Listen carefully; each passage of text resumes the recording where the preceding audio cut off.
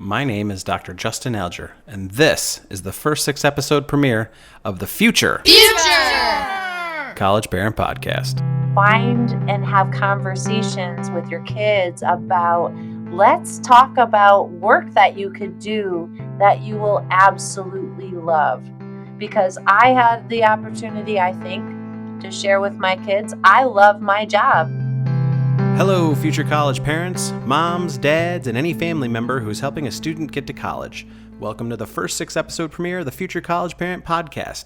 This podcast is dedicated to arming parents like you, our original influencers, with free information and resources to help the next generation of students prepare, choose, and finance college.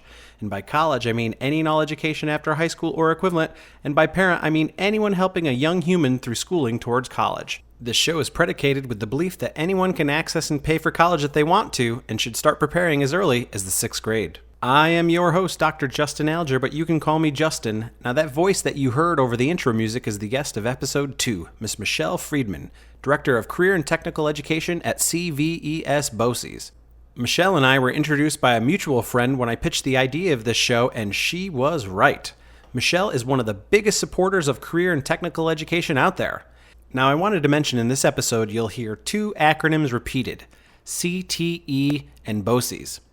The U.S. Department of Education states that CTE, or Career and Technical Education, is responsible for helping all students acquire challenging academic, technical, and employability skills to succeed in post-secondary education and in-demand careers. The Boards of Cooperative Educational Services, or BOCES, provides the shared educational programs and services, CTE in this case, to school districts within the state of New York. Now, BOCES is not in the Big 5 city school districts of New York City, Buffalo, Rochester, Yonkers, and Syracuse, which offer their own CTE programming. Listeners outside the state of New York can check their local school district or state education department website for their local CTE programs. Whew! That's enough with the acronyms. I hope you enjoy my interview with Michelle.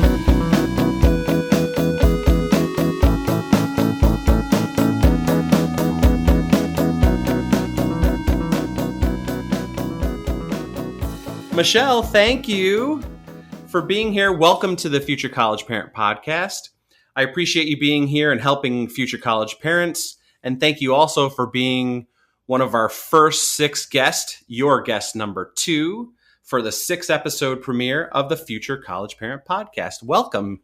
Well, thank you so much. I am truly honored to have been asked to give some feedback to future college parents after having a couple college students myself, and some little tips and tricks we learned along the way. Well, wonderful. Let's get right into it. If you could share with us your role and describe in what capacity you support parents and students in getting college and career ready. I'd love to. So my role here, I work in a career and tech center, regional tech centers in New York State. And we work in what we, a collaborative sense in what we call a BOCES, Board of Cooperative Educational Services. So basically, in a nutshell, it's chunking the state into groups of counties wherein regionally services can be provided that school districts couldn't financially support on their own. So in my part of New York, my centers are located in 2 counties, and we service 16 school districts. So our students are typically 11th and 12th graders, and they come to the regional technical centers for training in the skilled trades and health careers as part of their journey onto what's next, whether it's immediately into the workforce or if it's moving on to advanced training and post-secondary. That's great. And now there are a lot of acronyms, right? And you said BOCES stands for? Board of Cooperative Educational Services, and that's exclusive to New York State. States around the country have different ways in which they can regionalize services, but that's how it works in New York State. Yeah, wonderful. And actually, I know in our pre-interview we talked about, because I was unaware whether BOCES or the CTE was a national or a regional program, and I actually did some searching myself, and certainly it's a national program housed within the U.S. Department of Education. The Division of Academic and Technical Education is responsible for helping students acquire the academic and technical and employability skills to help them succeed in post-secondary education and in-demand careers. And the U.S. Department of Ed website directs you to the Perkins Collaborative Resource Network, where listeners can find information about your state's CTE program. And I'll, of course, post the link in the show notes. So I shared with you, I think in our LinkedIn conversation, a Newsweek article that talks about how CTE is growing in popularity, and as it provides students with those skills and credentials to get them directly in the workforce or prepare them for higher education. Now, are you noticing any enrollment shifts on your BOCES campus at all? Oh, absolutely. There has been an evolution to get to what we now call CTE, or career and technical educations. Back in the day, depending on what day you were in, back in the day, it was vocational education, and it was very scripted in that VOTEC was world of work. Usually no post-secondary training at all. It was an either or. Then we morphed into occupational education, which brought more of the employability skills, the SCAN skills, as we used to call them, and now the 21st century skills, or the soft skills. And then from that evolution, we came to career and technical education, which is where we are right now, wherein it is not an either or option. Most technical fields and training fields require some advanced level of education, not always, but oftentimes it's not an end stop. Now, with the pandemic and the need for what we deemed essential as essential workers, we're seeing a surge in and a shift in those students who are aspiring to go into health careers, into the transportation sector, the manufacturing and engineering sector, and all of those components. We're seeing a leveling of the playing field where it's not either you're going to college or you go to a trade school. You go to a career and technical educational center for that all-encompassing training of not just the technical skills, but the advanced academic core skills and the employability skills. So we were concerned with the pandemic because everything shifted to virtual learning. However, we were able to embrace that technology and still teach those hands-on skills. And I think with the ongoing and really renewed respect for the skilled trades through the pandemic, we're seeing a lot more interest in pursuing those careers.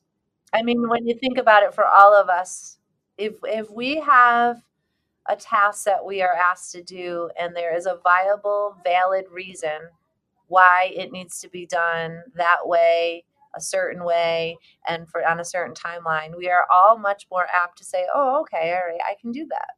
And that's what we find in this academic environment, where we are teaching some very high level academic core content, but in a way that is practical and applicable. The students can understand the rationale behind it. And oftentimes, and the research shows, it is learning that will be sustained learning. It's not just you know it for the test and then you don't remember it anymore. It's sustained learning, and it's ingrained. Yeah, sort of that mentality, if you teach someone to fish, they'll eat forever type of deal. You alluded to some of the benefits of participating in a BOCES or a CTE program, but can you expand on some of the benefits you see as that students experience from participating? Sure, and from a parent perspective, I think it's important because at least parents who are of my generation may have grown up in with a mindset that they weren't equal pathways of a vocational track or a college bound track. And as I mentioned before, it's an either or kind. You either do this or you do that.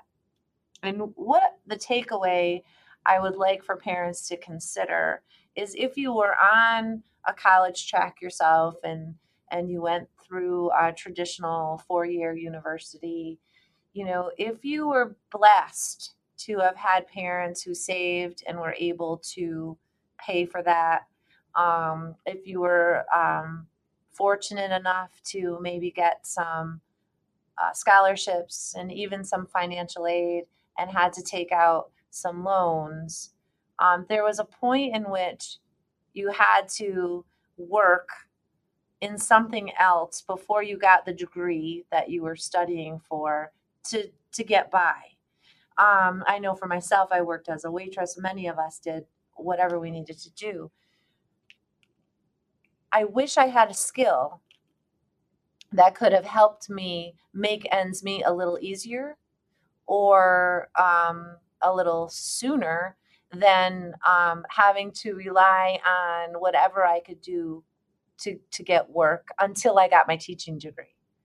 So I say this because if a student comes to one of our centers for a 2-year program of study and decides to take the New York State licensing exam for cosmetology because they came to our cosmetology program, that does not mean that the path ends as a stylist at a chair.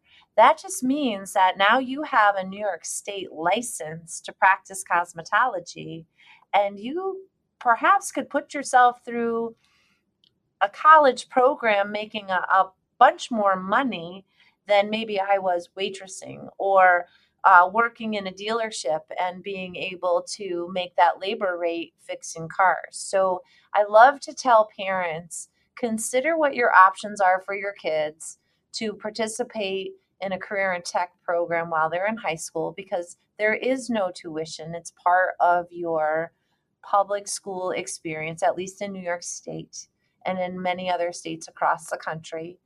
And equip your child with a skill they will have for life. It does not have to be their life's work, but it's a skill they will have for life. I would have loved to take automotive technology. I could do something more than fill my windshield wiper fluid. Maybe I could change a tire or diagnose something before showing up at a auto shop. So we need to break the mold that students who come to tech school, that's all they're going to do, which is amazing what they do. But whether or not they choose to make that their life's work, what a wonderful option. But their training will never be for nothing if they choose to just carry that skill with them for the rest of their life. Yeah, it sounds like a tremendous opportunity and a gift, as you suggested. I look at my juniors who come in our allied health program. So they are starry-eyed about becoming nurses for whatever reason, and so by the end of their junior year, they sit for their New York State CNA license and they get certified as CNAs. They do their clinicals in the nursing homes, and now they're working with real people's nanas and grandpas, and really getting in the field. 2 magical things happen. One, they are even more starry-eyed about what's next and what's next in their career as a healthcare professional. And their summer of their senior year of college, now they're working in a healthcare facility. They're making really good money. The second magical thing that can happen is they realize they absolutely never, ever, never, in another day want to be in the healthcare profession. And they were able to test drive it. They were able to, maybe because they were at our tech center, see some other career training opportunities after realizing after 1 year, all I ever thought I wanted to be was a nurse. And now that I realize what that means, I don't have it in me to do that type of care. But what I do have in me is the business end of it and the front office end of it. So we We navigate them to our business and health management program, where now they're doing the HIPAA records, and so they were able to know, kind of find where they thought they fit and realize they absolutely love it or they absolutely don't. And then we can redirect. Now, what a great way to redirect when there's no debt. Not a great idea to get into your clinicals as a third year nursing student and how many thousands of dollars that you had to loan because all you ever wanted to do was be a nurse. And now you realize you don't like it. So you walk away from your program. But just because you decided you didn't like nursing and don't want to do that anymore doesn't mean they say, oh, okay, well, we'll just erase your college loan debt because you decided that you didn't like it. And that's a really critical piece that parents, I think, don't realize until it's too late to take advantage of the career and tech training opportunities while the kids are in high school. Because I think for some reason, my generation, and maybe others after me, think that we're selling our kids short if we're asking them to go to a VOTEC school for some reason, and there couldn't be anything further from the truth. So even if you don't have plans to enroll in any one of the programs, providing that or getting that exposure to a program will help you sort of prospect or help narrow that process down to try to figure out what your interest might or might not be. You know what? It's always a good thing to maybe take the school up on their open house or call and ask if they would do a tour. And so you don't leave anything on the table. You don't get to midway through senior year and say, gee, I wish I had gone to the tech school. I wish I had gone to that career center. You can go through and you can make a decision that, yes, I saw everything, I looked at everything, but it wasn't for me. That's fine. But you never know. If you didn't go, there may have been something that would have interested you or you might have wanted a little bit more information on. It's an excellent suggestion. I wanted to shift gears a little bit. We're talking about, you're talking a lot about being career ready, right? But is there a difference, or do you see a difference between being college ready and being career ready? Well, I think we all need to be career ready because college is another way to get to your career. I don't think the two are mutually exclusive. You don't get to college and end. You get to college, hopefully, to have the career of your lifetime, right? So, in my perspective, the career is what we should be focusing towards. And those technical skills are critical, but those soft skills, those employability skills, those professional skills, those are the skills that in my region, we have over 350, almost 400 business and industry partners that we work with. And they repeatedly tell us, we can teach them how to run our machines. We could teach them how to shift gears with new contracts that we have. We can't teach them how to be good team players. We can't teach them how to be reliable, resourceful, take initiative. We can't teach that. We could teach the skill part, but we want people who are coming to us who are willing to learn, who take constructive criticism, who know not to be using their cell phone to Snapchat their girlfriend while they're watching machinery that could potentially harm someone. So for me, I think what we need to do is really shift the conversation. And I mentioned this to you prior, from where are you going next year to what do you see yourself doing? What would you love to do? And then based on that answer, continually helping to find resources and guidance to continue to feed that desire to move towards that goal. I aspired to be an elementary school teacher. That was my career choice.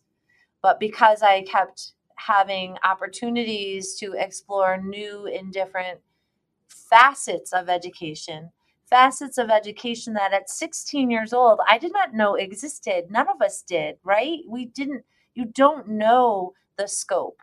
So we have to create a culture that inspires kids to keep looking at the career as a whole and different ways to navigate on ramps and off ramps. It's not a point A to point B journey.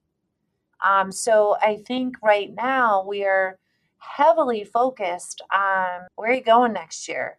And so although that's important, I think the shift in the conversation could really help perpetuate more significant and healthy discussions about options within a sector. And that makes a lot of sense. I think you alluded to some, but what specifically can parents do to foster that? What are we doing next? What are we doing after high school next mentality? I think we just have to listen. The jobs that our kids are going to be getting, we've never heard of them before. So I think we need to listen. I think we need to know what our resources are. We have to embrace the opportunity for our kids to be employed in ways that are very much outside of our own comfort zone. We come from the mindset, and maybe the pandemic helped us a little bit with this, that you got to get up every day and you got to drive to a physical place to go to work, and dress a certain way and respond a certain way. That world is different for our kids, and the technology that are native to them. We are immigrants to that technology. Maybe not so much you, Justin, but I am. So no matter how versed you are in a second language, you are always an immigrant to that language. And that's how I look at technology and folks of my generation. We didn't grow up with it. I can remember when MTV launched. I can remember the first video and right? Okay. So, getting cable was a big deal. So anyway, it's true. So we can't apply our norm to our kids' norm because they're very, very diverse. So my advice would be to look at their talents and look at their interests and try to help inspire them to figure out what sector, not a specific job, but what sector that could fall in. Is it human resources? Is it health careers? Is it technology? Is it informational technology? Is it the transportation sector? Is it infrastructure? Is it mechanically based? And then help break down those barriers, that if you are working with your hands, that it is just as viable and just as respectable as some of the other advanced program components that oftentimes seem to get a little bit more respect. You look at perhaps if your child is interested in doing those cool circuit boards, and the Connect boards, have a conversation with the International Brotherhood of Electrical Workers, because they have quite a remarkable apprenticeship program. And I don't know if you looked at the national average salary for electricians in this country. It's remarkable. And especially if you have a young person who is inclined that way and loves that kind of work. We can't wait to take our kids on the college tours. We can't wait to make the circuit. You see it on Facebook. Oh, we're stopping at this college today, and then we're crossing the country and we're going to go to this college. Have you considered Have you considered the local unions, the pipe fitters? Have you considered the electrical unions? Have you considered some of those areas of the workforce that are so respected, but yet don't seem to get the visits or have the conversations? And those are some things that I would encourage parents to have those conversations with your kids, because if you're having them, then you are letting your student know that these are okay to explore as well. Because they may be thinking, like my daughter, I'm supposed to go to college. I don't know what I'm going to do there, but that's what everybody's been telling me since I got to kindergarten, that, when you get done with high school, what do? You go to college. Well, what do you do at college? I don't know. I just go there. That's what I'm supposed to do. And then I go to work, and then I don't know what I'm supposed to do. I love it. Thank you so much for sharing that perspective. Higher and secondary education don't necessarily have a formal way of communicating, right? So as a spokesperson for secondary education, what advice do you have for higher education?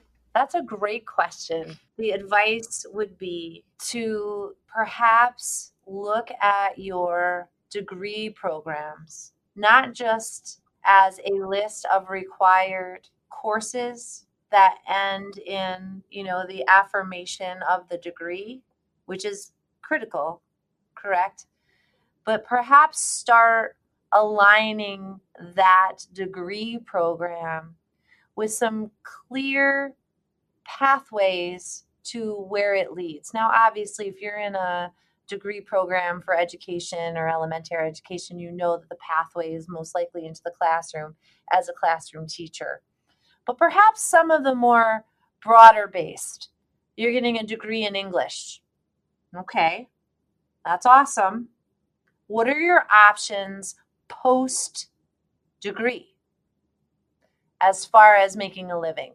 So I think it's now the responsibility of our post-secondary institutions to start mapping the career opportunities that are aligned to their degree programs, because some of them obviously are self-explanatory, but some of the other ones, and we've all had families and friends who are like, yep, my kid just got a degree in art history. What do we do from here? So if that really is your passion, I think our colleges have the responsibility, especially with the soaring costs and most likely very, very challenging debt, to have conversations with students that are enrolled in their degree programs as to their career pathways as a result of their degree programs, and perhaps even build in more of the work-based learning components that we do in career and technical education to link those careers into the academic nature of the degree programs. So you're suggesting that higher education could do a better job broadly of defining these career pathways for the academic programs. I just think it would be in their best interest, because just like for us, we have the beauty, like I mentioned to you before, when a kid sees the slope formula on a construction trades test and says, why do I need to know this? We can answer that. So when you have students who are interested in a degree field, I think our role in the post-secondary education realm is to say, if you come to us and you're accepted into our art history program, here we're going to give you all of that academic background, but we also want you to know that these are your options with a degree in this field. I don't think those conversations ever happen unless it's at Thanksgiving dinner with your family, when your uncle that always gets in trouble for saying too much says, well, what the heck are you going to do with that when you graduate? And then everybody sits there like, you're not supposed to say that. But everybody's thinking it. But the poor kid who loves art and wants to do something has really no idea, what do I do with this when I get done? And I think that could be the next phase in really redefining a post-secondary experience. It makes a lot of sense. I really appreciate you sharing your knowledge of the BOCES and the CTE program, and you're clearly so very passionate about the work that you do. And I appreciate you coming on the Future College Parent Podcast. Thank you so much for having me, and I love the opportunity.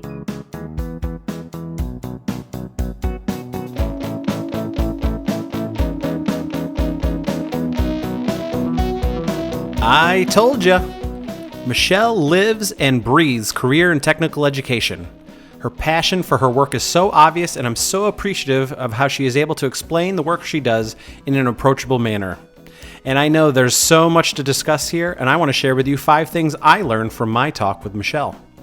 Number 1, CTE offers students the opportunity to test drive learning a skill or skills or a career path while still in high school. Don't pay extra for the experience. And remember Michelle's nursing example of a student who thought they wanted to be a nurse, but when it came time to provide patient care, she wasn't a fan. She was a fan, however, of the medical field and was able to focus her energy elsewhere. Number 2, have conversations with your students early and often about their talents, what their passions are, and what brings them joy to attempt to link them to a career path. Then encourage and seek out opportunities for them to learn and gain skills. Number 3, sustainable lifelong learning happens with skill building. Once you learn a skill or a trade, you have it for life. Number 4, CTE does not mean no traditional college or advanced level of career. Your student's education path doesn't end with certification in a CTE program. Most trades are now looking for an advanced level of academic experience. And number 5, use Michelle's advice to traditional colleges to benefit you.